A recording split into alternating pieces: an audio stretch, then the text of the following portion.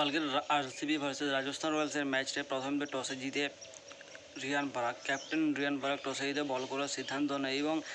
কালকে আরসিবির ব্যাটিংটা তুলনামূলক অন্যান্য দিনের চেয়ে অনেক ভালো ছিল। শুরুতেই ফিল সল্টের উইকেট চলে যায়নি, ফিল সল্ট 26 রান করে তার উইকেট দান করে যায়। তারপর আসে বিরাট কোহলি এবং দেবদূত পাডিক্কাল, দুজনকার মধ্যে পার্টনারশিপ হয় এবং পার্টনারশিপটা ধীরে ধীরে এতটাই গভীর হয় যেখান থেকে মনে হয়েছিল মোটামুটি আজ 230-240 রান হতে পারে বা তার থেকেও বেশি কিছু হতে পারে, কিন্তু আরসিবি শেষমেশ সবাইকে চমকে দিয়ে 205 রানের মাথায় 20 ওভার খেলে রাজস্থান রয়্যালসকে বলে যে যাক তোমরা 206 রান করো 20 ওভারে। কিন্তু এই যে 205 রান হয়, এর মধ্যে বিরাট কোহলি 70 রানের একটা বড় সড়ো ইনিংস, তার মাঝে দেবদূত পাডিক্কাল এবং জিতেশ শর্মা শেষের দিক থেকে এসে টুকটাক করে যে রানটা করেছিল তাতে করে আরসিবিকে 200 পেরাতে সাহায্য করে। কারণ বিরাট কোহলির উইকেটটা পড়ে যাওয়ার পর বা বিরাট কোহলির উইকেট চলে যাওয়ার পর হঠাৎ করে আরসিবির এমন ডাউনফল চলে আসে যেন আরসিবির 200 পেরাতে পারলেও অনেক হয়ে যাবে এরকম একটা মনে হয়েছিল। কিন্তু যতক্ষণ দেবদূত পাডিক্কাল এবং বিরাট কোহলি ছিল ততক্ষণ মনে হয়েছিল 230-40 রান হতে পারে। আর কালকের ম্যাচে যেভাবে কামব্যাক করিয়েছিল রাজস্থান রয়্যালসকে সন্দীপ শর্মা একই ওভারে সন্দীপ শর্মা তার 4 ওভারের স্পেলে 2 উইকেট নিয়ে, সেরকম কিন্তু জস হেজেলউড তার শেষের ওভারে এসে সমস্ত রয়্যাল চ্যালেঞ্জার্স বেঙ্গালুরু বা আরসিবি টিমকে কামব্যাক করায় এবং জিতের দোরগোড়ায় পৌঁছে দেয় এবং ফর্মালিটির জন্য 1 ওভার থাকে, শেষ ওভারে গিয়ে ইয়াস দয়ালও 1 উইকেট তুলে নেয়। তো কালকের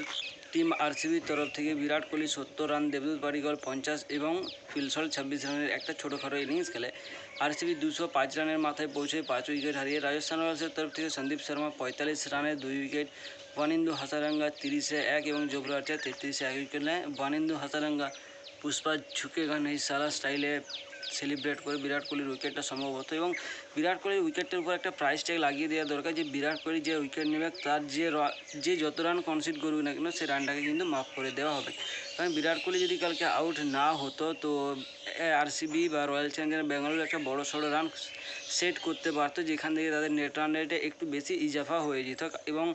এমন একটা সিচুয়েশনে চলে এসেছে আরসিবির আর 6টা ম্যাচ ছিল যেখানে আরসিবিকে 3টা ম্যাচ জিততে হবে এবং আজকের সিএসকের ম্যাচ রয়েছে লাস্ট 6টা ম্যাচ, সিএসকের 6টায় জিততে হবে যদি সে আগে প্লে অফে কোয়ালিফাই করতে হয় এবং ছোটোখাটো বা মাঝারি ধরনের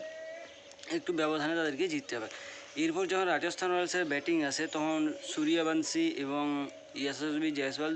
সূর্যবংশীর সেই ছোটোখাটো নক কিন্তু ইন্টেন্টফুল নক থাকে, কিন্তু ইয়াশস্বী জয়সওয়াল চেষ্টা করে ধীরে ধীরে ইনিংসটা বিল্ড করার জন্য এবং সে রিয়ান পরাগের সাথে একটা ছোটোখাটো পার্টনারশিপ করার চেষ্টা করে, কিন্তু রিয়ান পরাগও কুণাল পান্ডিয়ার শিকার হয়। ইয়াশস্বী জয়সওয়াল 49 রানের মাথায় আউট হয়ে ফিরে যায় এবং শেষের দিক থেকে এসে মানে কী বলবো, ধ্রুব জুড়েল একটা অসাধারণ ইনিংস খেলেছিল এবং শেষ ম্যাচে তার টিমকে জিতে দোরগোড়ায় পৌঁছে দিয়েছিল, কিন্তু ম্যাচ জিতিয়ে মাঠ ছাড়া তার উদ্দেশ্য ছিল কি ছিল না সেটা আলাদা কথা। কিন্তু কালকে সে যে ইন্টেন্ট দেখিয়েছে এবং রাজস্থান রয়্যালসকে জিতানোর তার মধ্যে যে একটা প্রচুর ইচ্ছা ছিল সে সেটা দেখিয়েছে, কিন্তু শেষ ম্যাচে শেষ রক্ষা করতে পারেনি। তো রাজস্থান রয়্যালসের তরফ থেকে সর্বাধিক রান করে জয়সওয়াল 49, দ্বিতীয় সর্বাধিক রান ধ্রুব জুড়েল 47 এবং নীতিশ রানা 28 রান করে। অপর দিক থেকে জস হেজেলউড 33-এ 4 উইকেট, কুণাল পান্ডিয়া 31-এ 2 এবং ইয়াস দয়াল 33-এ 1 উইকেটে। কালকে জস হেজেলউডের একটা অসাধারণ বোলিং স্টাইল যেটা আমরা দেখেছি এবং জস হেজেলউডের হাত ধরেই কিন্তু রয়্যাল চ্যালেঞ্জার্স বেঙ্গালুরু কামব্যাক করে এবং শেষের ওভারে যে ফর্মালিটির জন্য যে 6টা বল করা দরকার ছিল সেই 6টা বল ইয়াস দয়াল করে এবং সেও 1 উইকেট তুলে নেয়, নইলে কালকে সে উইকেটলেস যেত। কালকের ম্যাচে মোটামুটি সমস্ত টিমেরই বোলিং অ্যাকশন ঠিক ছিল, বোলিং স্পিল ঠিক ছিল এবং সবাই কম বেশি করে রান কনসিড করেছে, কিন্তু ব্যাটিংয়ের দিক থেকে আমরা 100-এ 100 নাম্বার দিতে পারি ধ্রুব জুড়েলকে এবং 100-এর মধ্যে -10 দিতে পারি আমরা কাকে বলে রিয়ান পরাগকে। কারণ রিয়ান পরাগ যে সময় এসে যে ধরনের শট খেলছিল সেই সময় সেই ধরনের শট না খেললেও চলতো, সে ধীরে ধীরে চাইলে ইনিংসটা বিল্ড করতে পারতো, কিন্তু তার মধ্যে একটা তাড়াহুড়ো ছিল বা রান বানানো তার মধ্যে একটা এক্সট্রা খিদা ছিল যেটা সে দেখাতে চেয়েছিল, কিন্তু শেষমেশ সেই খিদা না তার মিটেছে না দর্শকদের মিটেছে।